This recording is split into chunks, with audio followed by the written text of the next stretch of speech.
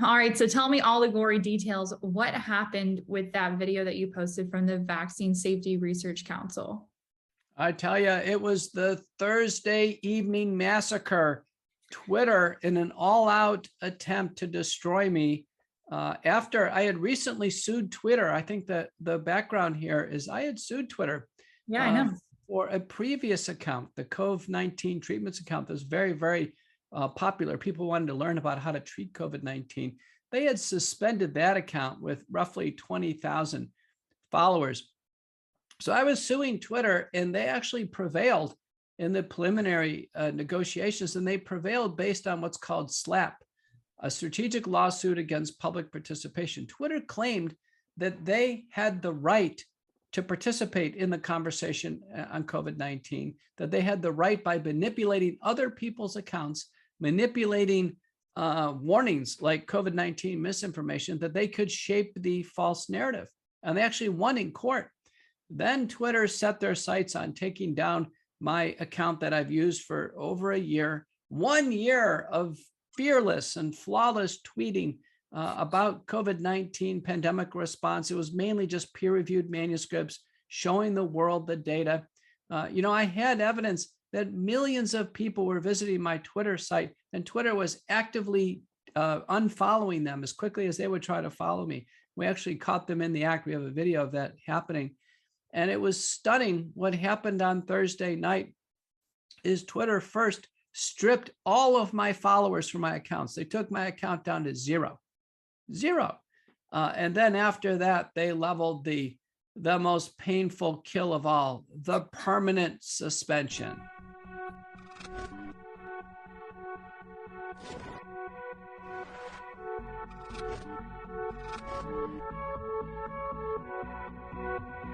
Two teenage boys who died on days 3 and 4 after the Pfizer vaccine, and the parents were horrified to find the children dead at home.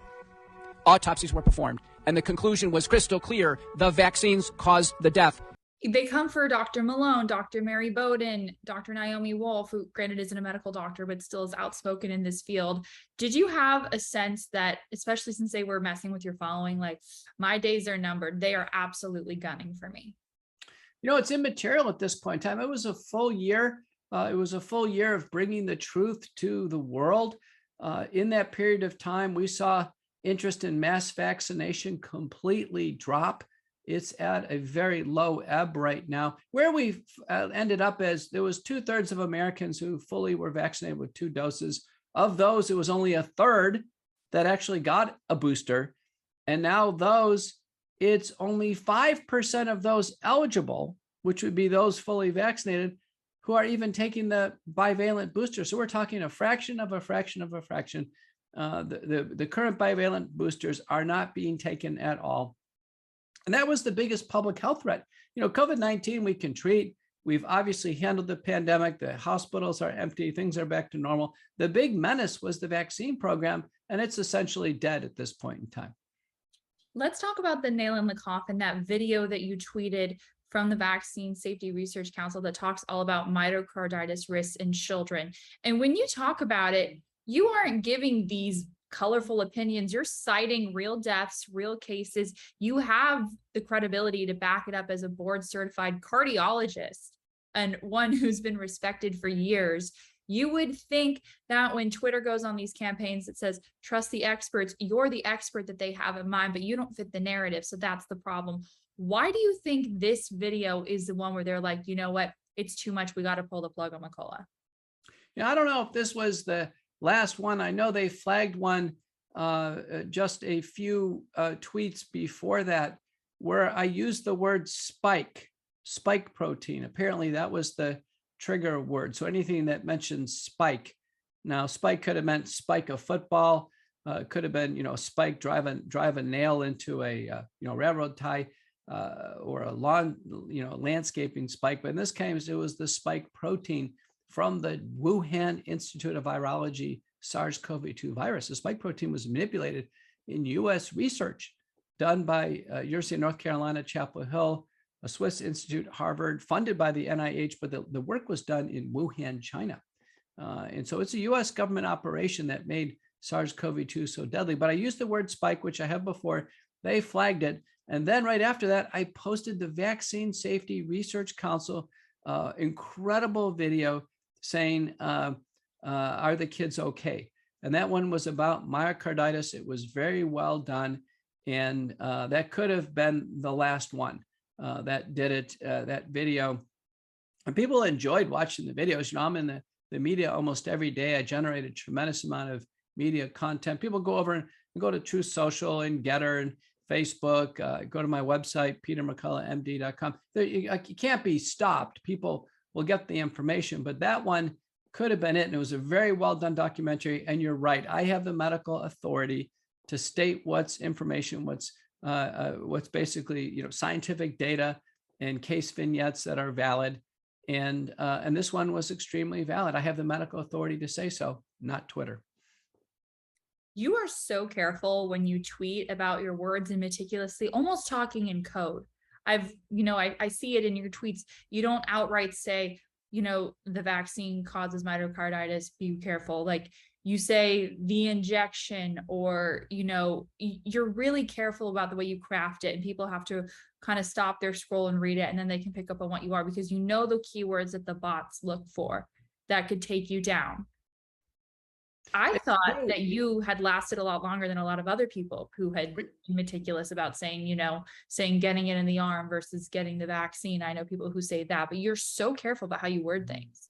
You know, I suspect something was happening. About 3 or 4 days ago, there was a destabilization. I had about 3,000 followers completely fall off my account. And then I had a population of about 2,000 followers come right back on. I think that was a changing of the guard in terms of Elon Musk, who's you know, now back on buying Twitter. I think that was a change from a string of bots to a new string of bots. Remember, you know, I'm the only person who beat Elon Musk on the Joe Rogan Experience in terms of listens and downloads. So, you know, I'm the record holder on Rogan, not Musk. He's the former champ. We don't know what's going on here, but I think there was a change out of bots. They clearly attacked me. They installed new kind of evil types of artificial intelligence, looking for words like spike protein or WIV, Wuhan Institute of Virology. The bottom line is they quickly flagged me. I didn't even have a chance to, you know, have 3 strikes and out. They initiated a kill sequence. And then I got the dreaded news. My account was permanently suspended. No opportunity for any remediation here. I think all of us in this community, I mean, granted, I don't have the large following that you have, but all of us a few days ago were like, why did my following go down? I didn't tweet anything particularly remarkable one way or the other. I didn't tweet anything horrific or anything really outstanding. Like, it was a very average day on Twitter, and yet we all just mysteriously had followers drop. But some people don't, and the people who don't have their followers meddled with, like, what are they up to? Like, who are they in bed with that Twitter isn't messing with them and the people who control Twitter? So that's something that comes to mind with me. I think it's interesting that the tweet that took you down was the one that had to do with children, and that children are not okay. Because I think a society is best defined how it treats its senior citizens and, you know, like really in geriatric care, and how it treats its children, because those are the people that people were responsible for taking care of, right? These are the most vulnerable communities. And if you can control our children, you can, you know, and you can control our elderly population and keep them away from school or locked away in senior homes away from their family. You really are controlling the most vulnerable people. So it says something to me that they don't want parents and grandparents to know what this vaccine could potentially do to their children. They want to impact children for generations to come. It's like a level of evil that just eats away at you. I don't think it was a mistake that that was the video. They're like, we can't have people seeing this. We need to end this right now. Or make a statement on it. You know, I had a sense of this. I had a fully peer-reviewed and published paper in Current Problems of Cardiology with Jessica Rose, and it was about pediatric and young person myocarditis. Valid data. This was copyrighted. This was contracted and published. And in fact, the Elsevier, the publisher, after several weeks of this being published, reached out and retracted it for no reason. The only reason why they could retract it is if it was scientifically invalid. They said, oh, we're not sure we invited this to begin with. Of course it was invited. It went through the entire peer review and editorial process. So Elsevier, this is another sign that the powers, you know, in my new book, Courage to Face COVID-19, we use the term biopharmaceutical complex, this powerful complex that seems to be controlling the medical literature, the media, the social media. They must have pulled the trigger and told Elsevier, pull Dr. McCullough's paper so the world can't know about vaccine-induced myocarditis. That was only 5 days ahead of the pediatric meetings on COVID-19 vaccine. So these are clearly nefarious activities. We have a letter of intent to sue Elsevier. Like I've mentioned, we've attempted to sue Twitter. We did not prevail. Other people are. We're trying to use the legal system to the extent we could. All of these publishers and social media companies, in my view, they're common carriers. Their job is just to provide a platform. We sign on to it. People monetize our efforts, and they are free to do so. But the bottom line is, these are common carriers. Just right now, we're on a common carrier platform. It's a Zoom, and we have the right to use common carrier platforms without censorship. Zoom has no right to try to censor what you and I are talking about right now. Who knows? Maybe that's in the future. Even on Zoom, we couldn't talk like this. California AB 298 is now in law. Gavin Newsom signed into law. A doctor cannot talk about COVID-19 now. I know. I mean, I'm originally from California. I'm born and raised in LA, and I got fired from my new job in San Diego for being the only unvaccinated person. And I'm very aware of that bill. And it's a shame because now New Mexico is following suit and has a similar bill. And I worry that we're going to see a domino effect all over the country. And it's a shame for the people that live there, even more so than the doctors, because these doctors are going to move to other states where they can practice without this intense medical censorship. So people are going to lose access to their care when there's already such long waits for appointments. It is the darkest time I've seen in my lifetime when it comes to censorship, and I worry it will get worse. 15% of people who took the vaccine have some new medical problem they have to seek medical care for. We have the data from the vSafe registry. It just under court order was released to the ICANN non-government organization. ICANN's already organized it, analyzed it. This was on Fox News. 25% of people who get the vaccine are so incapacitated they can't go to work the next day. 7% in the ICANN data actually have to seek emergency care who take the vaccine. A recent paper on the preprint server by Skidmore and colleagues from Michigan State University, 22% of Americans know somebody who's either died or been injured by the vaccines. So you can't censor that. America knows now the vaccines aren't safe. No one's going in to take them. I think that these attempts at draconian censorship are far too late. The vaccine program is effectively dead.